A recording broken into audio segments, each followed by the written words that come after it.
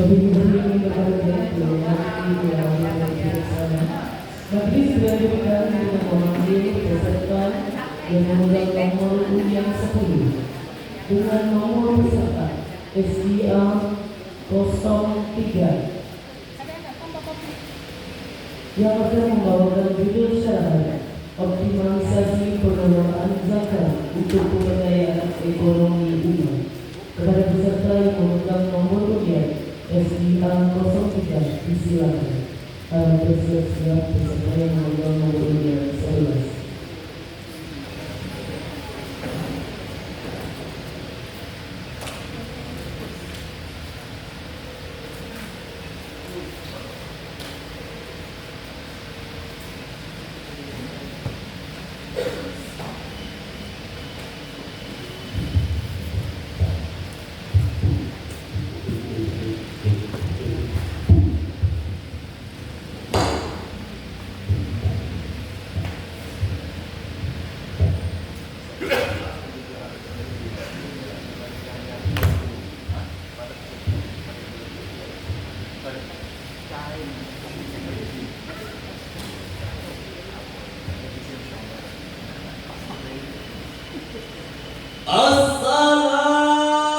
Assalamualaikum warahmatullahi wabarakatuh.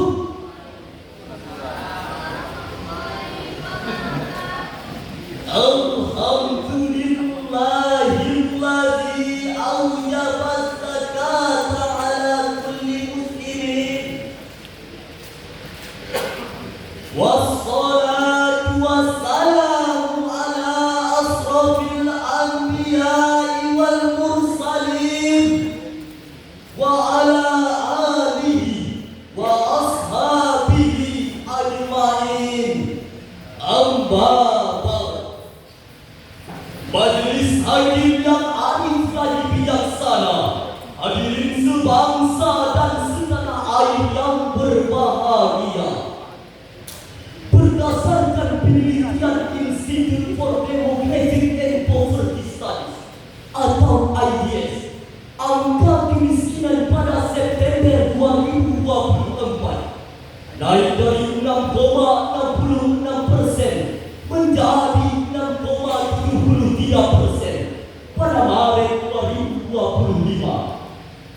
Kenaikan angka kemiskinan ini bukan hanya sekedar soal statistik, tetapi mencerminkan rapuhnya daya tahan ekonomi rumah tangga miskin, lemahnya daya beli, dan kualitas pekerjaan yang rendah menjadi faktor utama yang mendorong kenaikan tersebut.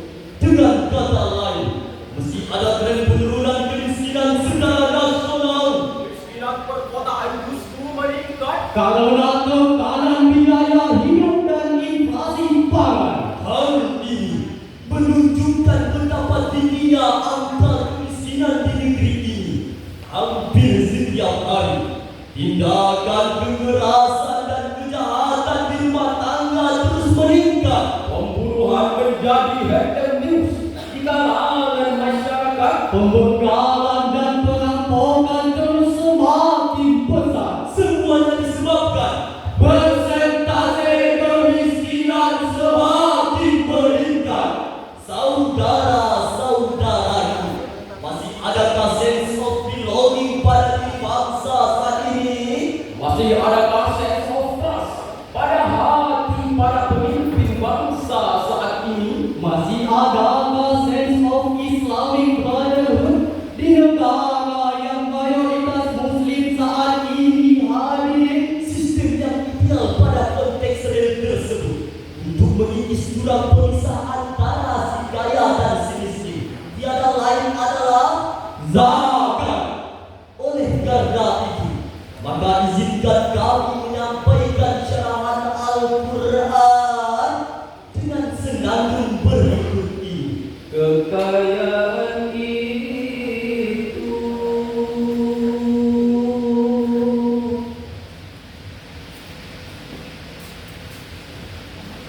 hanya titipan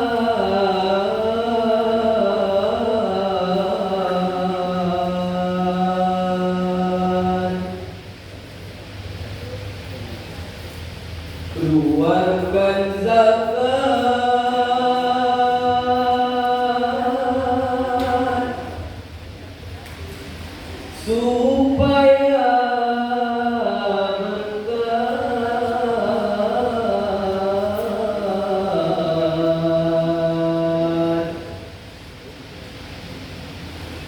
Izinkan kami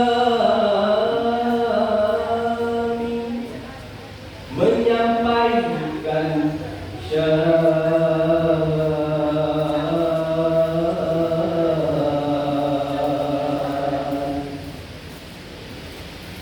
Semoga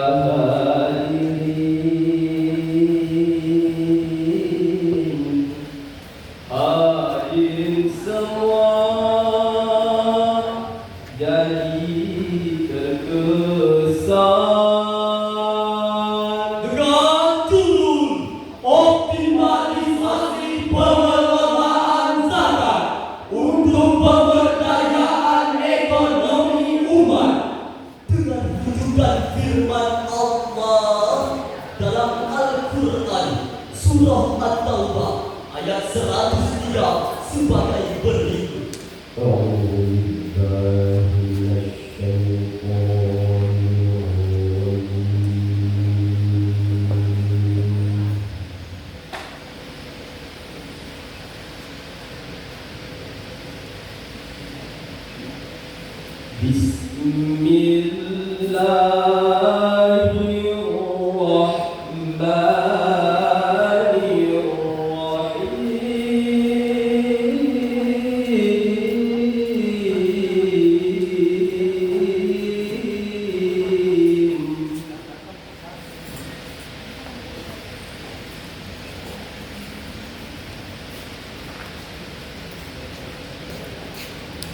خذ من أموالهم صدقة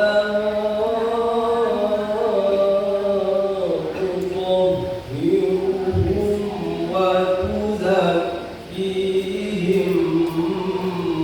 بها وصل عليهم.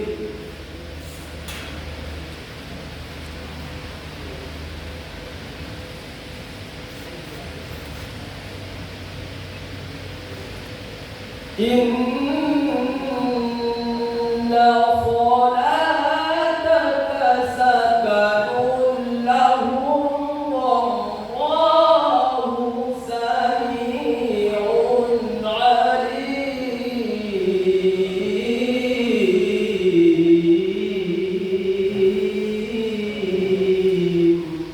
Aku berlindung kepada Allah dari godaan setan yang terkutuk dengan nama Allah yang Maha Pengasih lagi Maha Penyayang.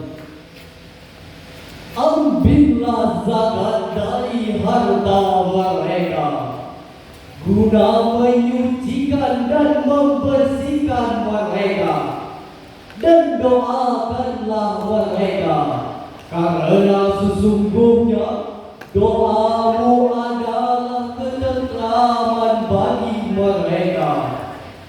Allah Maha mendengar lagi Maha mengetahui. Majelis hakim yang mulia, hadirin yang berbahagia, menurut Syekh Muhammad Ibnu Jabir bin Yazid bin Qasir At-Tabri yang wafat pada tahun 310 Hijriah, dalam tafsir Al-Quran jilid 4 halaman 199 menjelaskan asbabun nuzul ayat ini berkaitan dengan Abu Bakar dan kawan-kawannya juga berkata, "Ya Rasulullah, ambillah harta benda kami yang telah merintangi kami berperang di jalan Allah, dan mohon ampunlah bagi kami atas segala dosa-dosa kami." Rasulullah SAW menjawab, "Aku belum diperintahkan untuk mengambil harta kalian sebagai zakat." Kemudian turunlah ayat ini, lalu direalisasikan oleh Rasulullah SAW dengan mengangkat para sahabat sebagai amir antaranya adalah Mu'adz bin Jabal sebagai amir yang bertugas mengelola zakat yang berada di Yaman. Rasulullah SAW berpesan dalam hadis yang diriwayatkan oleh Bukhari yang berbunyi, أعلمهم أن الله فرض عليهم صدقة في أموالهم تؤخذ من أغنيائهم وترد على فقرائهم. Sampaikan kepada mereka bahwa Allah mewajibkan atas mereka zakat yang diambil dari orang-orang kaya di antara mereka dan dikembalikan kepada orang-orang fakir di kalangan mereka. saudara, dalil tersebut memberikan ilustrasi kepada kita bahwa Islam bukanlah agama yang identik dengan ibadah, zikir dan doa saja, melainkan agama yang peduli terhadap fakir miskin dan kepentingan sosial lainnya. Ini artinya Islam menekankan kepada orang-orang yang mampu, Orang-orang kaya Dan para hartawan agar mereka peduli terhadap fakir miskin. orang-orang yang terlantar di jalanan, mereka yang lemah, Orang-orang yang mencari karena kesakitan dan kelaparan. Saudaraku, Allah Subhanahu wa Ta'ala juga berfirman dalam Al-Quran, Surah At-Taubah ayat 60 yang berbunyi, إنما الصدقات للفقراء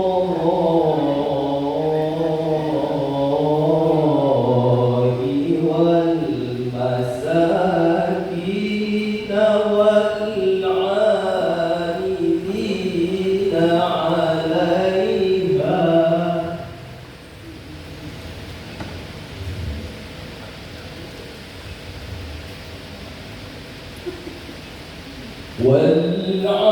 والعاملين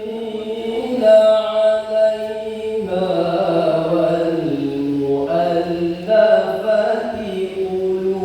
قلوبهم وفي الرقاب والغارمين.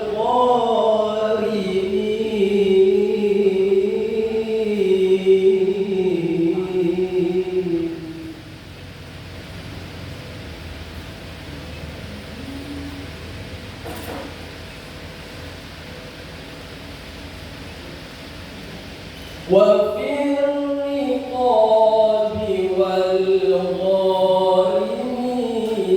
وفي سبيل الله وابن السبيل فريضة من الله.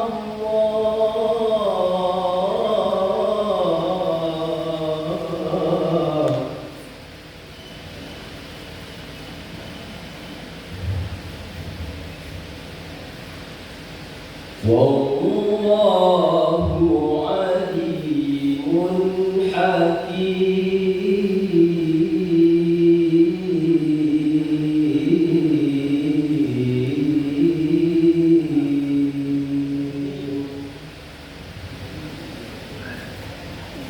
صدق الله العظيم.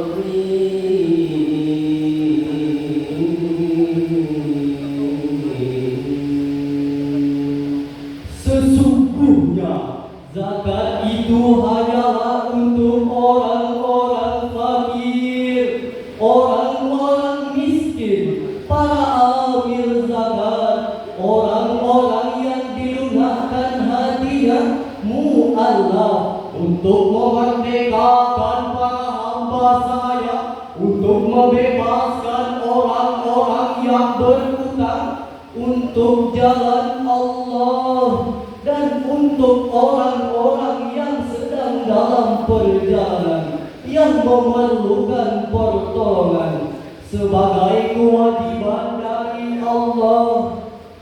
Allah Maha mengetahui lagi Maha bijaksana. bijaksana. Maha benar Allah dengan segala firman-Nya. Majelis hakim yang arif lagi bijaksana, hadirin sebangsa dan setanah air yang berbahagia. Ibnu Katsir wafat pada tahun 1374 Masehi atau 774 Hijriah di Damaskus, Suriah, menjelaskan bahwa ayat ini turun sebagai jawaban atas orang-orang munafik yang mencela Nabi Muhammad SAW dalam pembagian zakat. Allah menegaskan bahwa pembagian zakat bukan keputusan Nabi, melainkan ketetapan Allah yang bersifat wajib, faridah minallah.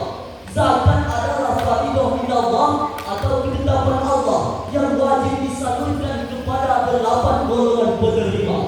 Pertama, fakir, orang yang tidak memiliki harta dan pekerjaan untuk memenuhi kebutuhan hidup. Kedua, miskin, Orang yang memiliki pekerjaan atau harta tetapi tidak mencukupi kebutuhan pokok. ketiga, mu'allaf, Orang yang ditugaskan untuk mengumpulkan, mengatur, dan menyalurkan zakat. Mereka berhak mendapat bagian sebagai imbalan kerja. keempat, ridho atau budak, Orang yang baru masuk Islam atau orang yang hatinya perlu dikuatkan agar tidak kembali pada kekafiran. kelima, gharim atau orang berhutang, Orang yang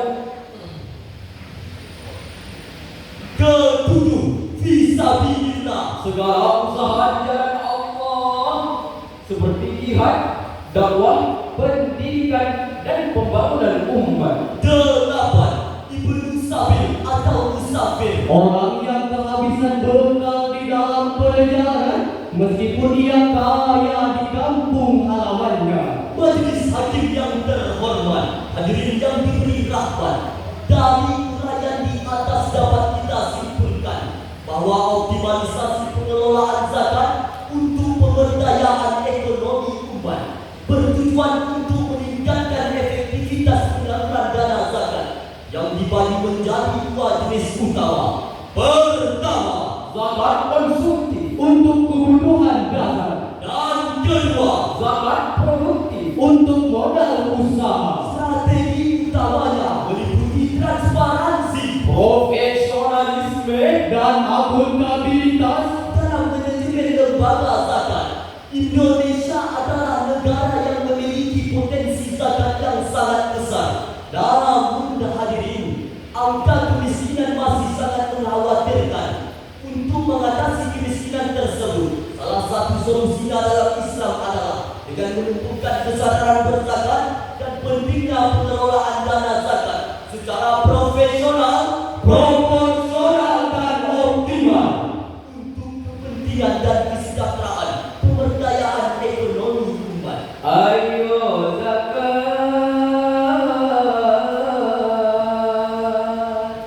Wakaf zakat, berwakaf, berzakat, wakaf zakat, wakaf zakat. Ayo zakat. Zakat bersihkan harta dan juga jiwa. Riang gembira, jadi aulia, hidup damai sejahtera selamanya. Setuju hadirin, Bandar Laksana Rantau Berdua. Warga yang ramah menjunjung marwah. Syarah